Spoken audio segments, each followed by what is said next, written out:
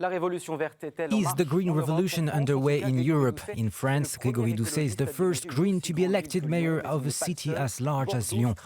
But Lyon's not the only example. Bordeaux, Strasbourg, Poitiers all have been won by ecologists. This green wave comes in the midst of a deep economic crisis and at a time when the effects of global warming have never been so visible. Grégory Doucet, welcome.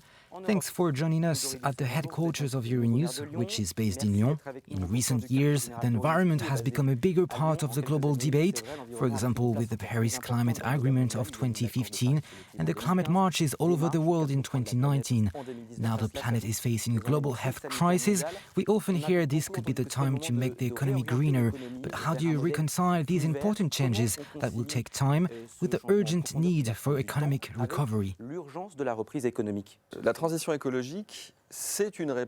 The green transition is a response to today's economic crisis. For example, investing in the thermal renovation of buildings brings local employment. It means work in construction. Investing in public transport means work for companies. It's simply a matter of changing economic direction. Many business leaders are already thinking about this strategy. They've already incorporated the green transition, or they'd like to become more involved with it.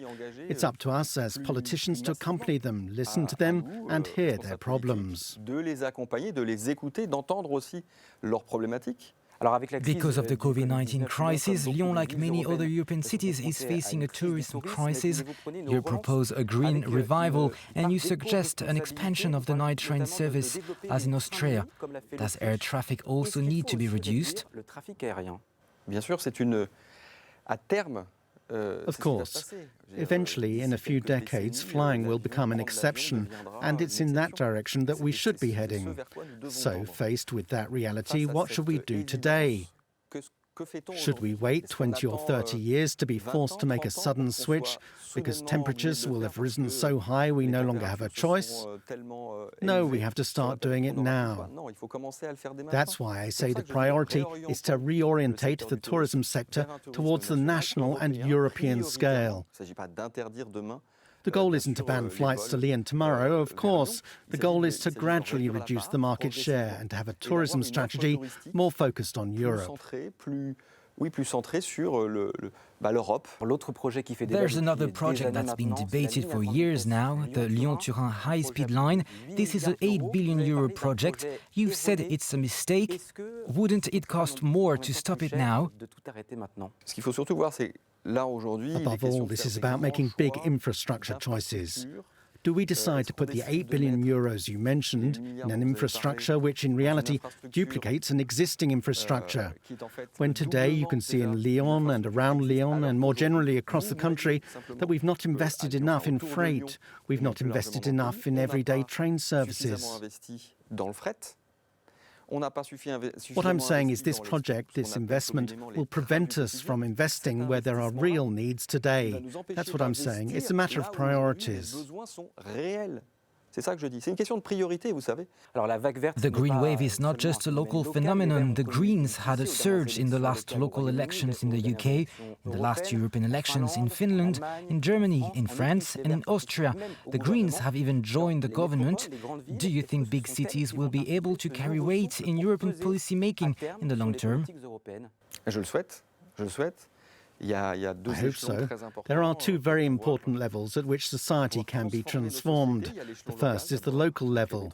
Big cities can take action as they're close to the population. And then there's the European level, because that's where, as you know, a lot of regulations are decided today. So we need to have a strong presence in the European Parliament. This is already the case. The Greens are very well represented there. And we need a network of cities, this is my wish, a network of European cities which sets the example, but which also carries weight at an institutional level, in national institutions certainly, but also in European institutions, to show the way, to say this is what we want. To open up the debate in order to convince the European Union, for example, that public spending should be invested in a high-quality European rail network. Not enough is being done. No, and it's important. The issue of night trains is being pushed by the Greens today, but it doesn't have enough support from European institutions. Don't you feel there's been a turning point with the President of the European Commission, Ursula von der Leyen's Green Deal? Environmental awareness in Europe's institutions isn't completely there yet. That's why the work continues. The work of MEPs is, of course, important, but above all, so is this network of European cities that I'd like to see, which could influence European institutions, which would enable us to show the way and say, here we are, we're ready, look at what we're doing in our cities. During this crisis, we've seen our dependence on other countries, including China. In your program, you spoke of a hyper-dependence on a globalized system that damages the environment. Does that mean that Europe has gone too far, that we have to go backwards? It's not a question about going backwards, but setting a new direction. There wasn't a golden age where everything was great. That's not the point. Today, our economies need to be more anchored in their territories, less dependent on economic players on the other side of the planet. We need this, firstly, because bringing all our products from the other side of the planet implies a massive and polluting transport industry that generates CO2. And yes, of course, we've seen the dependence we have on other countries with this global health crisis. We need to be more resilient in order to be able to withstand different shocks. Now France has a new government that is said to be on the right. We are 2 years away from the next presidential election. Do you think the environment is really a priority for Emmanuel Macron? We've seen the President make speeches on this theme on several occasions. A couple of years ago, he said, make our planet great again. So he's tried to make commitments or show signs that he's in favour of the ecology. But that's not what we need today. We need concrete actions. We've had pledges and big speeches since 2002. Remember Jacques Chirac's speech saying, our house is burning and we're looking the other way. That was in 2002. Now we're in 2020. It's been 18 years of speeches. It's not what we need.